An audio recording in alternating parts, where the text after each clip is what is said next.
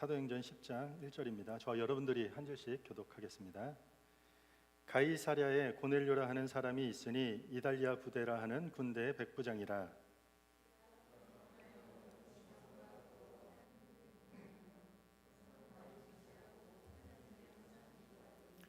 하루는 제9시쯤 되어 환상 중에 밝히 봄에 하나님의 사자가 들어와 이르되 고넬료야 하니,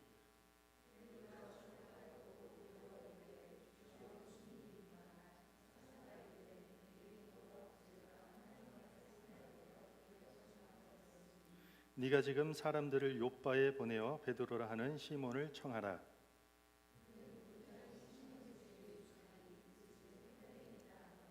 마침 말하던 천사가 떠나매 고넬료가 집안 하인 둘과 부하 가운데 경건한 사람 하나를 불러 이튿날 그들이 길을 가다가 그 성에 가까이 갔을 그때 베드로가 기도하려고 지붕에 올라가니 그 시각은 제6시더라.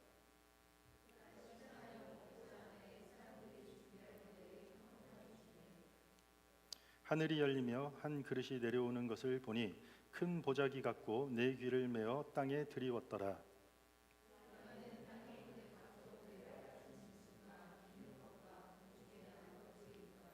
또 소리가 있으되 베드로야 일어나 잡아 먹어라 하거늘.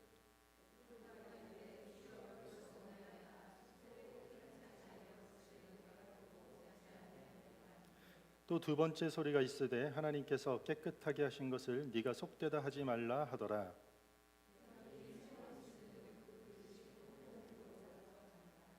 베드로가 본 바 환상이 무슨 뜻인지 속으로 의아해하더니 마침 고넬료가 보낸 사람들이 시몬의 집을 찾아 문 밖에 서서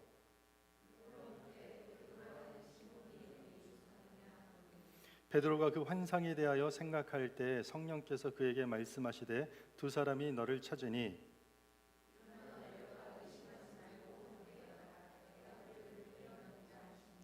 베드로가 내려가 그 사람들을 보고 이르되 내가 곧 너희가 찾는 사람인데 너희가 무슨 일로 왔느냐.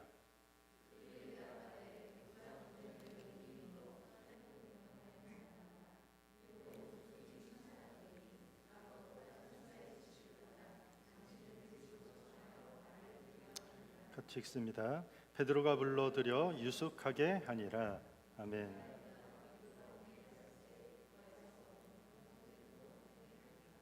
아멘. 제가 놓쳤네요. 죄송합니다.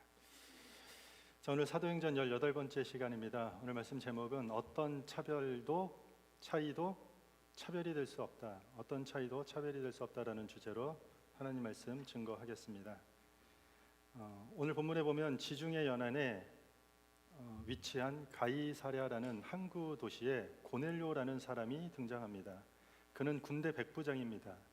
백부장이란 약 한 300명 정도, 많게는 600명 정도의 군사를 책임지는 군대 지휘관입니다. 성경이 그를 평가하기를 그는 경건하였고 하나님을 경외하였고 그리고 많은 백성에게 구제했던 그런 사람입니다. 그런 그가 하나님께 기도하는 중에 환상을 보게 됩니다. 하나님의 사자가 나타나서 욥바라는 도시로 가서 베드로를 찾아서 네가 있는 곳에 와서 방문하기를 청하라는 그런 명령을 받게 됩니다. 고넬료는 즉시 욥바로 사람들을 보냅니다.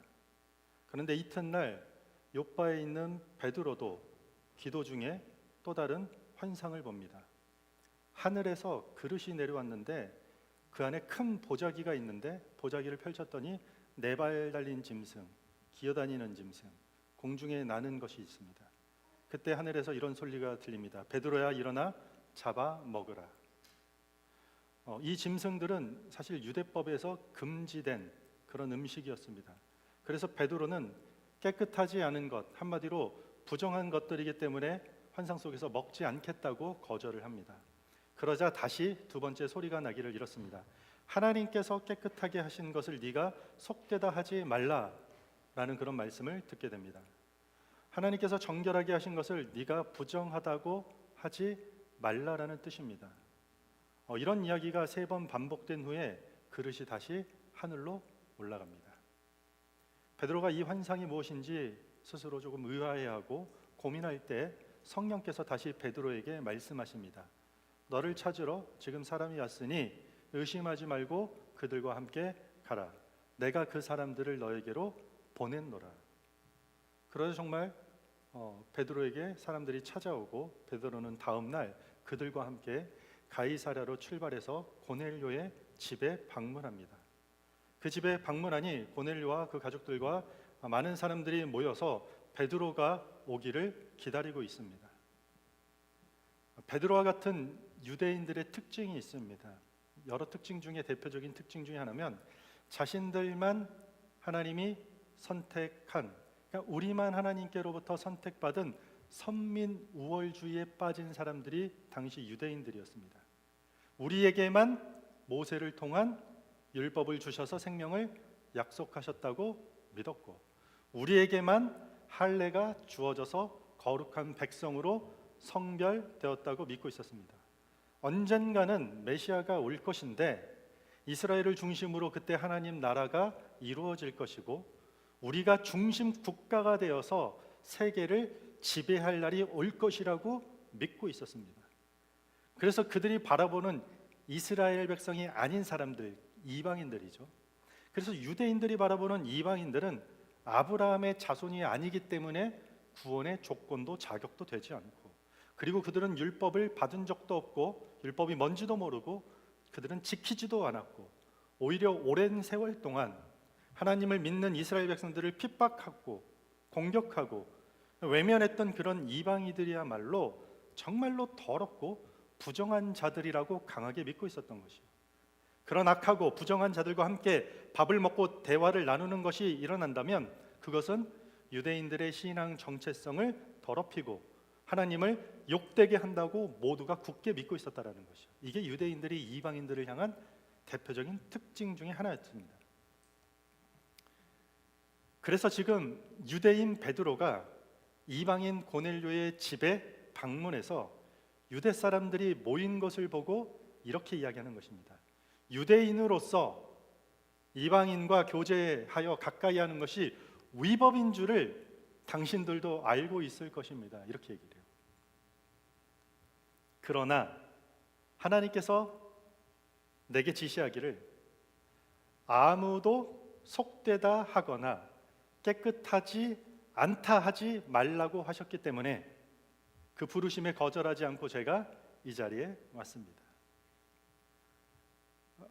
그러자 고넬료는 주께서 당신에게 명하신 것들을 우리가 듣고자 하여 우리 친척, 우리 동네 사람들 다 하나님 앞에 지금 모여 있는 것입니다.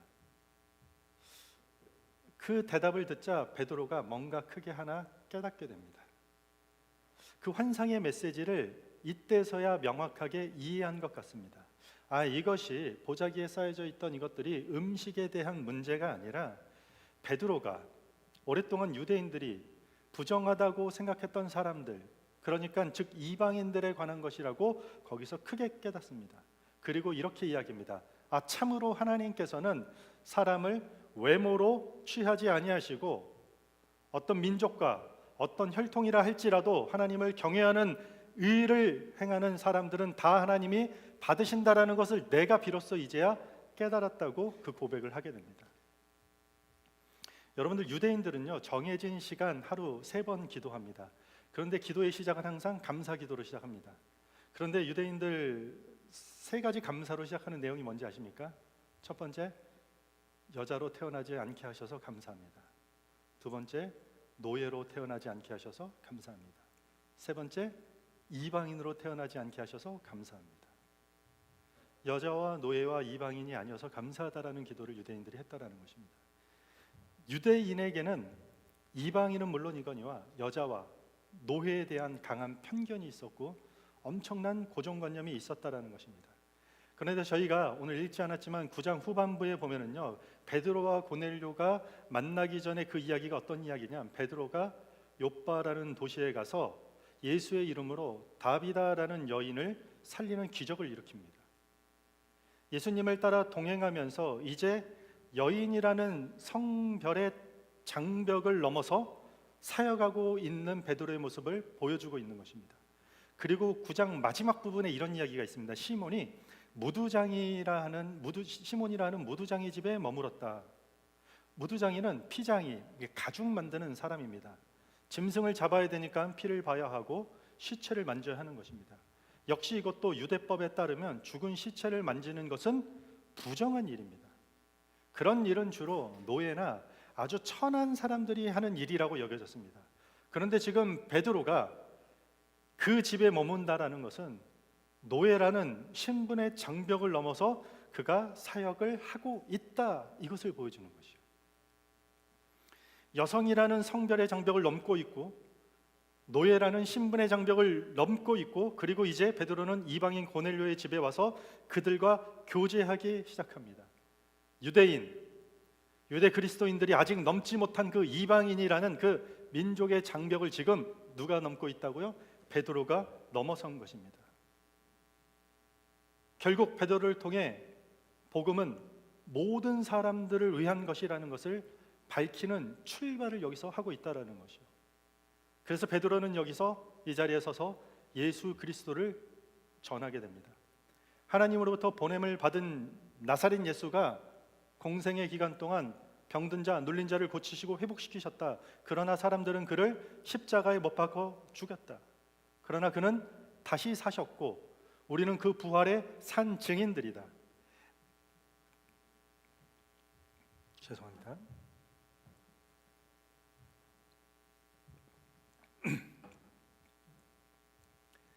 이제 그를 믿는 자는 죄사함을 받을 수 있다는 그 화평의 복음, 모두가 하나 되는 복음, 막힌 담을 허무는 그 화평의 복음을 전하게 됩니다. 그러자 그 자리에 모였던 이방인들에게 하늘로부터 성령이 강력하게 임하고 그들이 방언을 하고 하나님을 찬양하고 베드로가 그들에게 세례를 베풉니다. 여러분들 한번 보세요. 사도 중에 사도라는 자가 베드로입니다. 그리고 유대인 중에 유대인인 베드로가 말도 섞지 않고 길을 가다가 옷깃만 스쳐도 집에 와가지고 옷을 벗어서 당장 빨 정도로 부정하다고 멸시했던 그 이방인의 집에 들어가서 오랫동안 막혀 있었던 그 민족적 혈통적 장벽을 넘어서는 사역의 신호탄을 지금 쏘아 올렸다라는 이야기입니다. 이 고넬료 사건, 베드로를 통해서 고넬료 가정에 복음이 전해진 사건, 예루살렘에 금방 소문이 퍼집니다. 베드로가 예루살렘에 올라가자 베드로가 이방인의 집에 들어가서 그들과 먹고 교제했다라는 사실 때문에 예루살렘에 있는 사도들과 형제들이 베드로를 비난하고 질타하기 시작합니다. 그러자 베드로가 욥바에서 내가 어떤 환상을 보고 그래서 어떻게 가서 어떤 일을 했는지 일어난 모든 사건을 그대로 증언합니다. 그 모든 이야기를 다 들은 예루살렘 사도들과 형제들이 그에게 있었던 일을 다 듣고 하나님께 영광을 돌리며 이제 이방인에게도 생명을 얻는 회개를 하나님께서 주셨다고 모두가 고백하고 인정하게 되는 이야기가 오늘 본문 이야기입니다. 11장 18절까지 이야기. 베드로가 예루살렘에 올라가서 사도들과 형제들에게 증언한 내용의 핵심이 무엇이었을까요? 이것이 오늘 본문 주제와 가까운 내용입니다. 우리가 읽지는 않았지만 11장 9절입니다. 한번 같이 읽겠습니다. 시작. 또 하늘로부터 두 번째 소리가 있어 내게 이르되 하나님이 깨끗하게 하신 것을 네가 속되다고 하지 말라 하더라. 아멘. 우리가 읽었던 15절에도 있고요, 28절에 걸쳐서 오늘 지금 11장 9절까지 세 번에 걸쳐서 성경이 반복하고 강조되는 지금 메시지라는 것이죠. 지금 누구를 통해서 이 일을 하고 있죠? 베드로예요. 베드로가 어떤 사람입니까? 과거에 주님을 모른다고 세 번 부인했던 베드로에게 부활의 주님이 찾아오셔서 네가 나를 사랑하냐고 세 번 물어봅니다. 네, 주님 사랑합니다 라고 베드로는 세 번에서 대답합니다. 세 번 부인했던 베드로는 세 번 주님을 사랑한다고 고백합니다. 그 베드로에게 지금 세 번이나 반복해서 하나님이 깨끗하게 하신 것을 네가 속되다 하지 말라고 반복시켰던 것입니다. 하나님이 정결하다라는 것을 네가 부정하다고 하지 말라. 하나님이 구원하려는 자를 네가 구원할 수 없는 자라고 단정하지 말라. 하나님이 넘어가겠다라는 곳에 네가 편견과 고정관념으로 어떠한 장벽도 세우지 말라는 것입니다. 성별의 장벽이 있었고요, 신분의 장벽이 있었고, 민족의 장벽, 이거 다 무너뜨려야 했던 것입니다. 유대인들이 세워놓은 편견과 고정관념이 베드로에게 와르르 무너지면서 복음이 비로소 이 사건을 통해서 전 세계로 유통될 수 있었다라는 것이에요. 초대교회 역사에서 아주 중요한 내용 중에 하나입니다. 우리가 오늘날 이렇게까지 복음을 받기 위해서, 우리가 이렇게 마음껏 찬양하고 예배하고 기도하고 말씀을 읽고 이렇게 복음을 받아들이기까지 수천 년 동안 생각해 보세요. 수많은 사람들이 각 시대마다 편견과 고정관념이 그들 가운데 깨졌기 때문에 오늘 우리까지, 나에게까지 이 복음이 흘러 들어올 수 있었다라는 것이에요. 우리는 예배 드리는 게 그냥 우연히 온 것 같고, 그냥 찬양하고 그냥 말씀을 듣는 것 같고, 그냥 그렇게 때로는 은혜를 받기도 하고 아닌 것 같기도 하고 도전을 받는 것 같지만, 사실 이것은요 그냥 이루어진 게 아니라는 것이에요. 엄청난 편견과 고정관념들이 깨졌고, 각 시대와 문화와 사회와 개인이 세워놓은 여러 다양한 장벽들을 넘고 넘어서 복음이 오늘 이 시간 우리에게까지 온 것이라는 것이에요.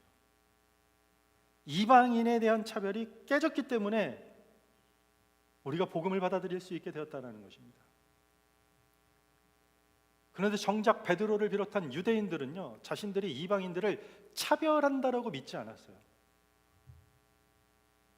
그들과의 혈통적으로, 역사적으로 차이가 크다고 생각한 것이에요. 다르니까, 출생이 다르니까, 혈통이 다르니까, 하나님이 선택하신 대상이 아니기 때문에 차이가 있다고 생각했던 것이에요. 우리는 선택받은 선민이고 그들은 부정하다라는 그 역사적이고 민족적인 차이점이라고 그냥 생각했던 것이요. 그래서 당당하게 그들을 부정하다고 말했던 것이요. 여러분, 차별하는 사람들 있죠. 차별하는 대부분의 사람들은요, 자기가 차별하는지조차를 모른다고 합니다. 왜냐하면 자신들이 그냥 차이점 때문이라고 생각한대요. 대부분 그냥 차이가 있다라는 것이요. 인류 역사는 서로가 다르다는 그 차이점이 차별로 변질되면서, 차별로 이어지면서 분리와 분쟁을 만들어 왔습니다. 여러분들 신라시대 아주 폐쇄적인 신분 제도였던 골품제 아시나요? 성골, 진골, 육두품, 오두품, 이렇게 순서 신분으로 경계가 극명하게 구분되는 것입니다. 신분 상승이 완전히 불가능한 시절이었죠. 신분의 차이라고 생각했던 것이에요. 그냥 차이인 것이에요. 그렇게 태어났기 때문에 그렇게 지정하고 차이라고 생각했지만, 이런 불합리한 제도의 차별이 결국 신라가 망하는데 가장 큰 원인이 되었던 거 아닙니까? 차이가 차별이 되는 현상은 빈부 격차가 강화되고 곳곳에 계급화가 만들어지고 지역 갈등이 생겨나고 이념 갈등, 젠더 갈등, 인종차별, 세대 갈등들 같은 이런 분리와 분쟁을 부추기게 된다는 것이에요. 언제요? 차이점이 차별이 되올 때. 물론 우리는요, 차이가 있겠죠. 각 사람마다 차이가 있어요. 똑같은 배에서 나온 자녀들도 그 둘이 어쩜 그렇게 차이가 있는지, 우리는 태어났을 때부터 내가 선택할 수 없는 성별의 차이부터 시작해서 인종, 국가의 차이가 반드시 있어요. 뿐만 아니라 살아가면서 우리가 스스로 결정하고 선택하게 되는 학력, 직업, 재능에도 차이가 반드시 있다는 것이에요. 때로는 나에게 영향을 미치는 차이가 있기 때문에 누구는 이웃이라고 말하고 누구는 왼수라고 얘기하는 것이죠. 나에게 미치는 영향의 차이가 있기 때문에. 그런데 각 사람마다 각양각색의 차이가 있기 때문에 우리는 분리하고 분쟁하기보다 더더욱, 인간만큼은 더욱더 대화가 필요하고 소통이 필요한 것이에요. 그래서 10장 36절에 가면은 아까 제가 언급했지만 복음을 특히 이 부분에서는 그냥 복음이라고 하지 않고 화평의 복음이라고 말하는 이유가 바로 이 지점에 있는 것이죠. 왜냐하면 화평의 복음이라는 뜻 자체가 막혔던 것을 허무는 것이 화평이에요. 분리와 분쟁으로 막힌 담을 무너뜨리고 하나 되게 하는 것이 화평의 복음이라는 것이요. 복음의 진리를 조금 더 추가해서 설명하고 있는 것이요. 우리가 하나님을 믿는다라는 것, 우리가 믿음대로 산다라는 것은 어떠한 차이가 때론 있다 할지라도 그것으로 분리하고 분쟁하고 어떤 장벽이나 경계를 만들어서 차별하지 않고 살아내겠다라는 삶이 그리스도인의 삶인 것이에요. 그게 복음을 증거하는 사람들의 삶의 자세이고요. 복음은 그런 일을 하는 속성을 갖고 있다는 것이에요. 그런데 우리가 가진 어떤 차이가 얼굴색이나 외모나 혹은 지식이나 부의 차이가 차별로 이어질 때 인간은 지옥과 같은 경험을 한다는 것이죠. 언제 여러분들 화가 나고 자존심 상합니까? 차별당할 때. 저게 나를 무시하나? 자존심 상할 때 지옥과 같은 생활을 경험한다는 거죠. 여러분들 캐나다 원주민 역사 잘 아십니까? 얼마나 아픈 역사가 있습니까? 침략받아서 강제로 자신들이 가지고 있던 정체성을 잃어했던 그런 뼈아픈 역사가 있다는 것이요. 침략자들이 원주민들과의 차이를 인정해 주지 않아서 차별까지 간 것이에요. 강제로 학교에 끌려가고 폐쇄된 공간에서 가두고 기숙학교 사망률이 40%가 넘는데요. 알버타주에는 절반 50%가 이상으로 다 죽었다는 거죠. 그 아픈 상처로 막힌 담을 허무려고 지금도 이 원주민 선교사님들이 들어가서 헌신하고 있는 건 아닙니까? 온라인에서도 여전히 많은 사람들이 그것이 차별인지도 모르고 그냥 차이가 있는 것처럼 표현하는 언어들이 난무합니다. 흑형, 지잡대, 명품 몸매, 절름발이 정체, 결정장애, 이것이 다 누군가를 향한 차별적인 용어라는 것을 모르고 이런 표현을 무심코 우리가 사용한다는 것이죠. 우리의 실상이 어떻습니까? 대부분 이렇게 생각하지 않아요? 저는 차별하는 것 같진 않아요. 조금 차이점을 두고 살아가는 것뿐이죠. 저 사람은 틀리지 않지만 나랑은 너무 달라. 성향도 너무 다르고 계획도 다르고 언어 전달 방식 너무 달라. 문제는 차이점이 아니에요. 외모와 환경과 민족과 성격과 가치관, 건강, 돈, 학력의 차이가 크면 클수록 우리는 보이지 않는 장벽을, 보이지 않는 담을, 보이지 않는 경계선을 만들고 세운다라는 것이에요. 왜 이것들을 세우면 안 되느냐? 잘 들으세요. 하나님께서 나를 통해 그에게 전하려는 화평의 복음, 하나님께서 그 사람을 통해 나에게 전하려는 그 화평의 복음이 차단되는 장벽이 세워지기 때문이라는 것이요. 그것이 하나님 입장에선 차별이다. 차별이라는 것이요. 우리가 큰 차이점을 가지고 갭을 느끼고 경계를 긋고 담을 세우는 일들이 하나님이 하시고자 하는 일들에게서는 차별이라는 것이요. 내가 깨끗하게 하려고 하는 일을 네가 속되다 하지 말라. 내가 구원의 계획을 이루려고 하는 그 일을 네가 안 된다고 차별점을 두지 말라. 차별이 뭡니까, 여러분들? 누구나 듣고 누구나 받아야 되고 누구나 누려야 하는 것이지만 어떠한 합당한 이유도 없이 특정한 사람만 듣고 받고 누리게 만들 수 있는 것, 그것이 차별 아닌가요? 누구나 다 사랑받아야 하고 누구나 다 회복되어야 하고 누구나 다 하나님의 은혜를 누려야 하는 것이 복음의 핵심이에요.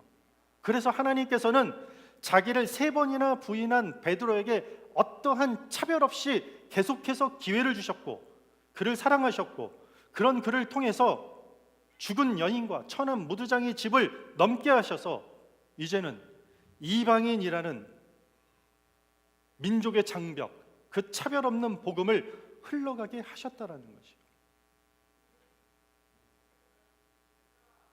물론 이 사이가 어려워요. 왜냐하면 우리 개개인은 다 달라요. 차이가 있어요. 각 사람 다 다릅니다. 그런데 그 차이가 있기 때문에 하나님께서는 그것에 맞는, 우리 각자의 차이에 맞는 역할을 우리에게 각각 맡기셨고 그 각각에 맡은 자들이 분리하고 분쟁하고 담을 쌓는 것이 아니라 복음으로 하나가 되게 하는 것이 인간을 향한 하나님의 구속사의 계획이라는 것이요. 그래서요. 우리가 조금 불편하게 생각하는 서로의 차이가 인간을 가장 인간답게 만들어주는 조건이 되는 것이요. 뿐만 아니라 더 나아가서 복음을 다양한 곳으로 흘러보내는 그 소명을 성취시킬 수 있게 하는 것이 우리가 가지고 있는 차이점이라는 것이요. 그래서 누구나 그 일을 할 수 없기 때문에 충분한 이유를 들어서 이끌어오면서 설명해서 특정한 사람만에게 하는 것은 차별이 아니라 차이를 인정하는 것이 되는 것이죠.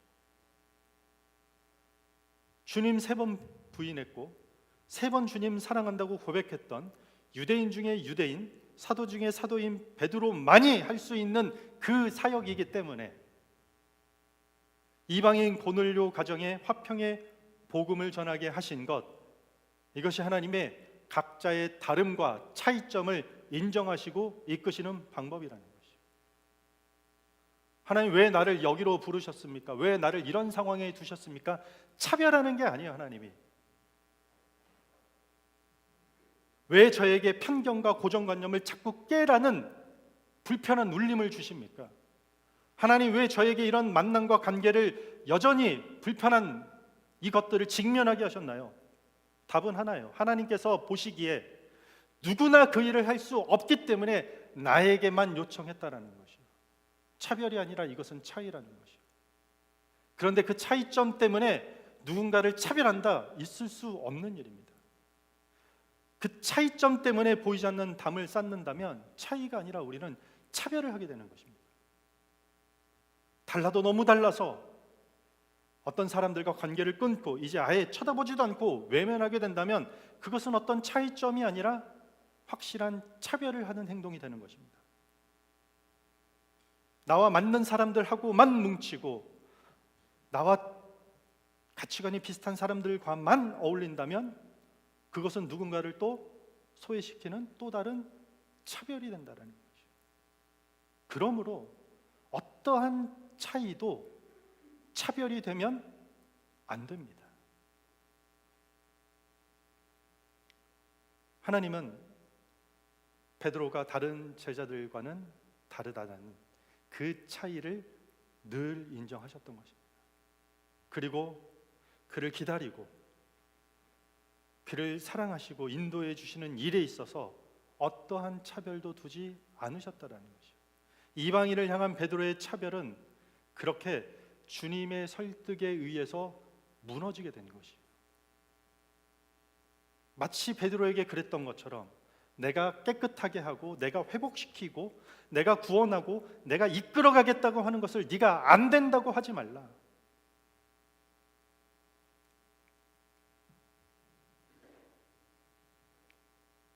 하나님이 깨끗하게 한 것을 네가 속되다 하지 말라라는 말씀에 결국 베드로의 편견과 고정관념이 다 깨져버린 것입니다. 저는 이 말씀을 준비하는 어제 저녁에 저에게 한 가지 확 오는 마음이 하나 있었습니다. 많은 사람들이 밴쿠버는 힘들다라고 얘기해요. 목회적으로 교회가 자생하는 것은 물론이고 생존조차도 어렵다, 밴쿠버는. 그래서 떠나는 분들도 참 많습니다. 마치 저에게 이렇게 얘기하는 것 같아요. 하나님께서 하시려는 것을 그 누구도 안 된다고 말하지 말라.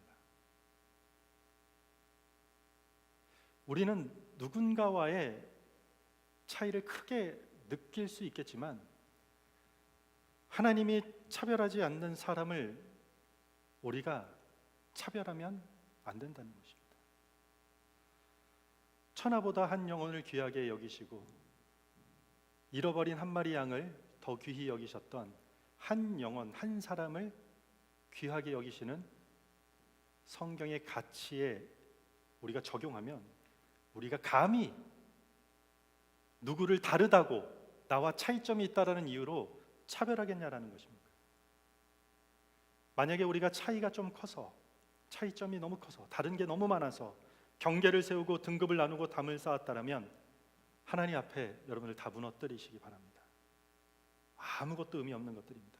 때론 그 차이가 인종일 수 있고 국가일 수도 있고 성별일 수도 있고 정치적인 차이점일 수도 있고 이념일 수도 있고 세대 차이점, 어떠한 차이가 된다 할지라도 절대로 그 차이가 차별이 되어서는 안 된다라는 사실을 명심하시기 바랍니다.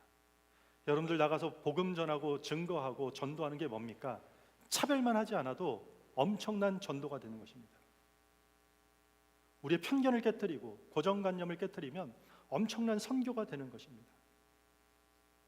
우리가 하나님을 만났다라는 사실이 무엇입니까? 복음이 나에게 왔고 우리가 그 하나님을 향해서 기도하고 그 하나님을 의지하고 그 하나님이 나를 보호하신다라는 그 만남이 무엇입니까? 하나님이 나를 차별하지 않으셨다라는 것 아닙니까? 그리고 나에게 보내주신 어떤 사람들도 차별하지 않으셨기 때문에 우리가 복음을 받아들이고 하나님을 만나게 된 큰 은혜를 누리게 되었다라는 것입니다.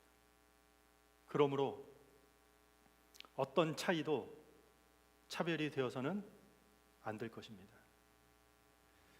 우리 생각과 감정을 붙잡고 있는 그 편견들, 오랫동안 내 안에 내재져 있던 그 고정관념, 그것들로부터 만들어지는 차별을 우리가 좀 인지하면 좋겠습니다. 내 안에 꿈틀거리는 그것들을 의식해서 담대하게 하나님 앞에 기도하고 말씀 앞에 내려놓고 무너뜨리시기 바랍니다. 그리고 그것이 무너뜨려질 때, 막혀있던 것들이 무너뜨려질 때 그 무너진 담장 너머로 나와 차이가 너무나도 커서 그동안 쳐다보지도 관심 갖지도 않았던 그 사람도 마땅히 누리고 마땅히 받아야 할 그 사랑과 은혜를 내가 전하고 내가 조금 실천할 수 있는 그러한 교회와 성도가 되기를 주님의 이름으로 축원합니다.